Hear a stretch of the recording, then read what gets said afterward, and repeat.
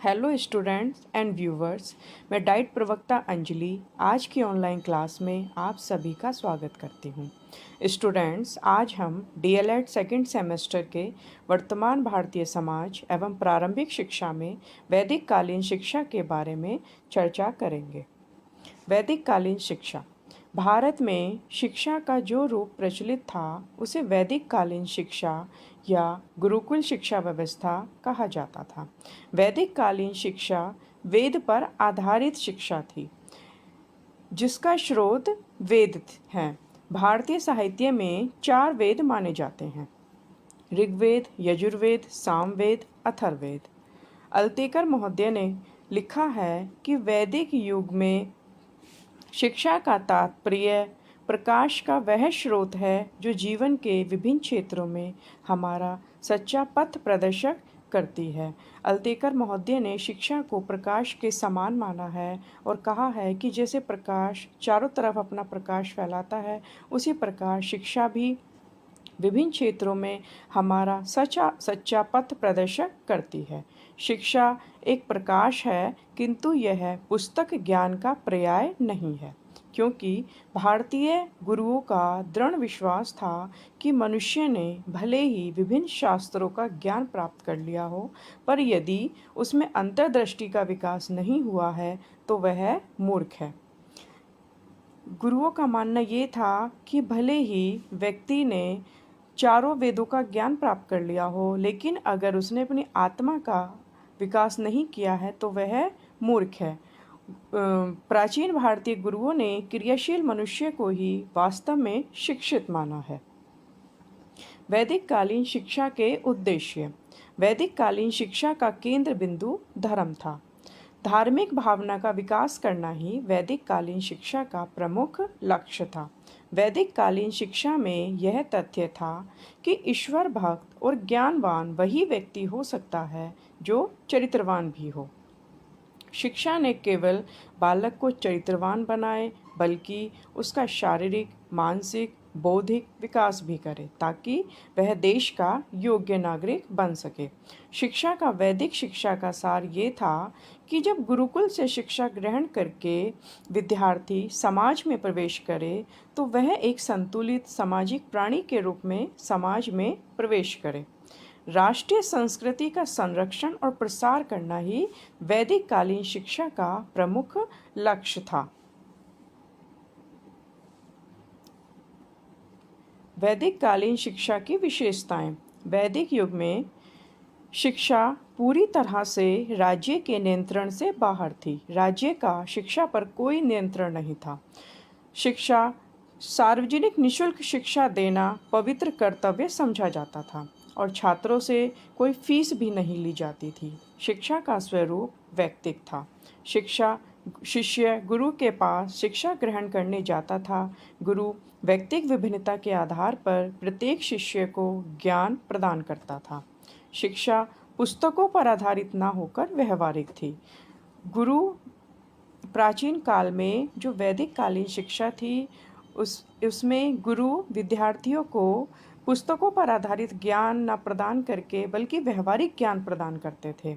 बालक गुरु के पास केवल विषय ज्ञान ही नहीं प्राप्त करता था, बल्कि भावी जीवन में प्रवेश करने से पूर्व की तैयारी भी करता था। वैदिक कालीन शिक्षा सावाश्य थी। अपना घर बार छोड़कर विद्यार्थी विद्या अध्ययन करने हेतु गुरु के घर पर जाते थे और एक नियत अवधि तक वहां रुककर अपनी शिक्षा को पूर्ण करते थे। वैदिक कालीन शिक्षा के अंतर्गत एक वेद के ज्ञाता को स्नातक कहते थे, 2 वेद के ज्ञाता को वसु कहते थे, 3 वेद के ज्ञाता को रुद्र कहते थे और चौथे वेद के ज्ञाता को आदित्य कहते थे। शिक्षा व्यवस्था। वैदिक कालीन युग में शिक्षा व्यवस्था। वैदिक कालीन शिक्षा अत्यंत ही सुव्यवस्थित एवं समेकित थी। उस समय की शिक्षा प्रणाली में प्राथमिक, माध्यमिक एवं उच्च शिक्षा ऐसा कोई विभाजन नहीं था। और अनौपचारिक शिक्षा बच्चे के जन्म से ही प्रारंभ हो जाती थी। वैदिक शिक्षा में संस्कारों और मंत्रों का विशेष महत्व था। बालक 5 वर्ष की अवस्था को पूर्ण करने के बाद गुरुकुल में प्रवेश करता था। 5 वर्ष की अवस्था में चूड़ा कर्म संस्कार कराया जाता था, जिसे विद्या आरंभ संस्कार कहते थे। इस संस्कार के बाद बच्चे की गृह शिक्षा शुरू होती थी और उसके बाद बच्चे का गुरुकुल में प्रवेश कराया जाता था, जिसके लिए उपनयन संस्कार कराया जाता था। उपनयन का शाब्दिक अर्थ होता है गुरु के पास ले जाना। उपनयन की आयु उपनयन संस्कार के अंतर्गत ब्राह्मण छात्रों के लिए 8 वर्ष और क्षत्रिय छात्रों के लिए 11 वर्ष और वैश्य छात्रों के लिए 12 वर्ष थी। वैदिक कालीन शिक्षा के अंतर्गत अध्ययन काल व शिक्षा सत्र। अध्ययन काल 12 वर्ष का होता था। बालक की 5 वर्ष तक शिक्षा घर में ही संपन्न होती थी और आगे की शिक्षा आश्रम में रहकर प्राप्त करता था। शिक्षा सत्र की अवधि 1 वर्ष में 4.5 या 5 मास की होती थी। पठन पाठन प्रातःकाल से सायंकाल तक चलता था और मध्याह्न में विश्राम की भी व्यवस्था थी। गुरुकुल में अवकाश भी रहते थे। शिक्षा के केंद्र। वैदिक कालीन युग में आज जैसे बड़े बड़े भवन नहीं थे। शिक्षण कार्य प्रकृति के स्वाभाविक वातावरण में और खुले माहौल में किया जाता था।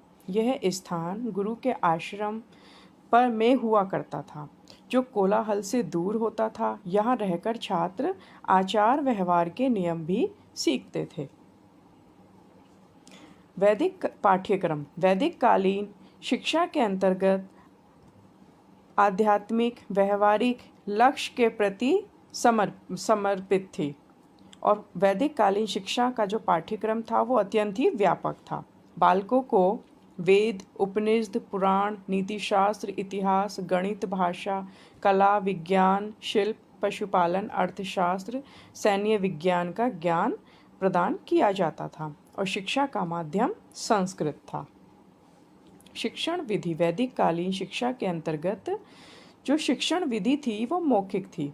छात्र आचार्य द्वारा कही गई बातों को कंठस्थ करते थे और इस काल की प्रमुख 3 विधियां थी: श्रवण, मनन, निधिध्यासन। सर्वप्रथम छात्र गुरु की कही गई बात को सुनते थे, फिर जो कुछ सुना उसको मन में चिंतन करते थे और उसे अपने व्यवहार में उतारते थे और कोई शंका होने पर समाधान गुरु छात्रों का समाधान करता था और इस प्रकार विद्यार्थियों का ज्ञान स्थायी हो जाता था। अनुशासन। वैदिक कालीन युग में शिक्षा प्रणाली निष्पक्ष थी। गुरुजन छात्रों के साथ एक समान व्यवहार करते थे और नियम तोड़ने पर प्रत्येक उदंड छात्र को सजा मिलती थी। गुरु स्वयं उच्च चरित्र का उदाहरण छात्रों के समक्ष प्रस्तुत करते थे। दंड का स्वरूप शारीरिक से ज़्यादा आध्यात्मिक था, जैसे उपवास का आदेश देना और अपनी उपस्थिति से दूर हटा देना। परीक्षा प्रणाली। वैदिक कालीन युग में शिक्षा प्रणाली परीक्षा विहीन थी। वैदिक कालीन युग में विद्यार्थियों की किसी प्रकार की कोई परीक्षा नहीं ली जाती थी। गुरु नया पाठ तब पढ़ाता था जब छात्र पहले पढ़ाए गए पाठ को पूरी तरह से तैयार कर लेते थे तथा वह छात्रों की तैयारी से जब संतुष्ट हो जाता था तब वह बच्चों को अन्य विषय का ज्ञान प्रदान करता था। परीक्षा व्यवस्था न होने से कोई प्रमाण पत्र या उपाधि नहीं दी जाती थी और वैदिक कालीन शिक्षा का जो लक्ष्य था वो ज्ञान अर्जन करना था। समीक्षा। वैदिक कालीन शिक्षा का लक्ष्य बालक का बहुमुखी विकास करना था। उसे इस लोक में रहते हुए भी आध्यात्मिकता से जोड़े रखना था ताकि वह पथ भ्रष्ट न हो सके। वैदिक शिक्षा में कुछ कमियां भी थीं। शिक्षा प्रणाली में बाल मनोविज्ञान का समावेश नहीं था। वैदिक शिक्षा के अंतर्गत प्रत्येक बच्चे के लिए प्रत्येक विषय अनिवार्य थे। धार्मिकता, सत्य, ब्रह्म आदि विषयों का प्राधान्य था। माध्यम संस्कृत था। विद्यार्थियों को शिक्षा संस्कृत माध्यम से प्रदान की जाती थी और अन्य भाषाओं पर जोर नहीं दिया जाता था। स्त्री शिक्षा पर बिल्कुल भी ध्यान नहीं दिया जाता था। शिक्षा पद्धति मौखिक थी, मतलब गुरु शिष्य को जो भी ज्ञान देते थे वो मौखिक रूप से देते थे और लेखन अभ्यास पर जोर नहीं दिया जाता था। तो स्टूडेंट्स, आज हमने पढ़ा वैदिक कालीन शिक्षा।